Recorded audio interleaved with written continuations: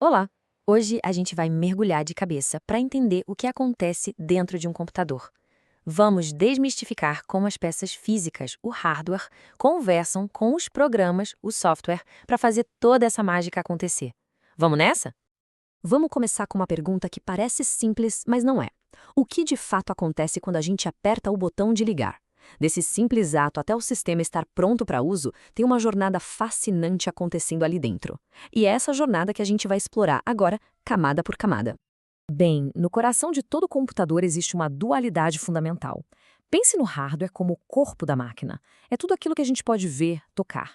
Já o software é a mente. São as instruções, as ideias, a lógica que não podemos tocar, mas que dão um propósito para o corpo. Guarde bem essa analogia porque ela é a chave para tudo. Então vamos lá. É hora de abrir a caixa, metaforicamente claro, e dar uma olhada na primeira camada do nosso sistema, o hardware. Vamos conhecer os órgãos essenciais que formam o corpo do computador. E o que a gente encontra lá dentro?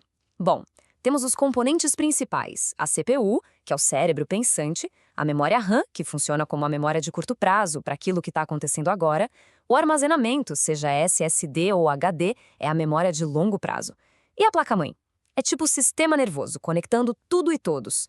Ah, e claro, os dispositivos de entrada e saída, como teclado e monitor, que são os sentidos da máquina. Agora, vamos dar um zoom no componente mais crítico de todos, a CPU, a unidade central de processamento.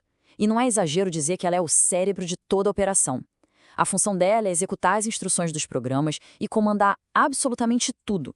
Sem a CPU, o que a gente tem é só uma caixa de metal e plástico inerte. E esse cérebro se divide em duas partes para dar conta do recado. Primeiro, a unidade de controle, que é a grande supervisora organizando o fluxo de dados. Depois, a unidade lógica e aritmética, que é a calculadora. Ela que faz todas as contas e comparações lógicas. Basicamente, uma gerencia e a outra executa. Simples assim. Certo, já entendemos o corpo, mas como é que a mente, o software, se comunica com ele? Para entender isso, a gente precisa aprender a língua que ambos falam, uma linguagem que no fundo é incrivelmente simples, mas extremamente poderosa. No nível mais básico, o hardware de um computador, com todos os seus circuitos, só entende duas coisas. Pensa no interruptor de luz. Ou ele está ligado, deixando a eletricidade passar, ou está desligado, bloqueando a passagem. É só isso. Tudo no computador se resume a esse princípio. E como a gente representa esses dois estados? Com os números 1 para ligado e 0 para desligado. Esses são os famosos bits, os dígitos binários.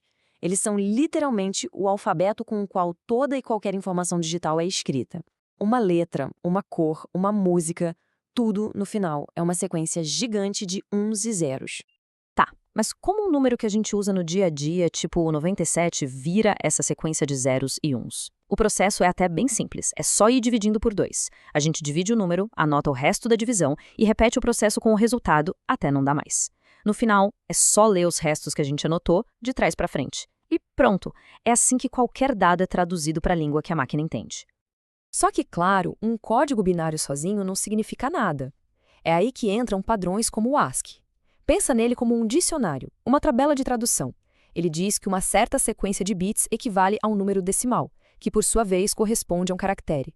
Por exemplo, a sequência 01100001 é o número 97, que para o computador, usando essa tabela, significa a letra A minúscula. É assim que o abstrato vira algo concreto na nossa tela. Com tantos componentes de hardware e tantos softwares querendo funcionar ao mesmo tempo, quem é que organiza essa bagunça toda? Bom, vamos subir mais um nível na nossa exploração e conhecer o grande gerente de tudo, o sistema operacional. Olha, a melhor forma de pensar no sistema operacional é exatamente essa: um maestro de uma orquestra. Ele não toca nenhum instrumento, ou seja, ele não é um aplicativo que a gente usa diretamente, mas é ele que garante que a CPU, a memória, o armazenamento e todos os programas executem suas tarefas no tempo certo, de forma coordenada e em perfeita harmonia.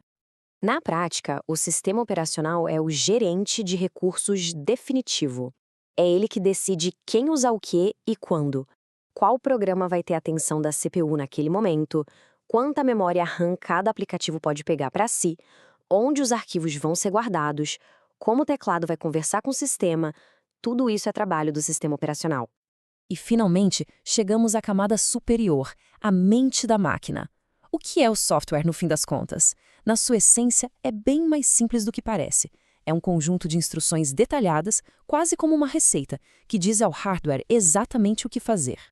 O tijolo, a unidade básica de qualquer software, é o algoritmo. E o que é um algoritmo? É exatamente isso, uma receita. Uma sequência de passos finita e muito bem definida para resolver um problema. Não tem espaço para dúvida ou ambiguidade. Cada passo leva, de forma lógica, ao próximo. Fazer um sanduíche é um exemplo perfeito de algoritmo. Cada passo é preciso e a ordem importa, e muito. Não dá para colocar a segunda fatia de pão antes de fritar o hambúrguer, certo? O computador segue essas receitas com a mesma precisão rigorosa, sem nunca improvisar. Então, um aplicativo, um programa, o que ele é? É uma coleção de centenas, às vezes milhões, desses algoritmos, todos trabalhando juntos para realizar uma tarefa mais complexa. O software, portanto, é a coleção de receitas que transformam um monte de peças de hardware em uma ferramenta útil e poderosa. Ufa, já percorremos um longo caminho, né? Dos componentes físicos até a lógica abstrata dos programas.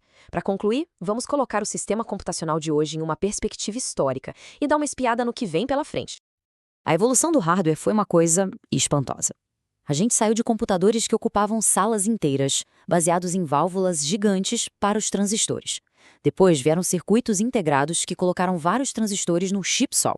E, finalmente, os microprocessadores, que colocaram uma CPU inteira em uma única pastilha de silício. Cada passo desses foi um salto gigantesco em miniaturização e em poder de processamento. E essa jornada toda nos leva a uma pergunta final bem provocativa. A gente partiu de circuitos simples que entendem ligado e desligado e chegamos a softwares complexos que executam milhões de algoritmos. Agora, com a ascensão da inteligência artificial, que permite que as máquinas aprendam e tomem decisões sozinhas, será que estamos no limiar de adicionar uma nova camada a esse sistema? Algo que, talvez um dia, a gente possa chamar de consciência? Fica aí a reflexão.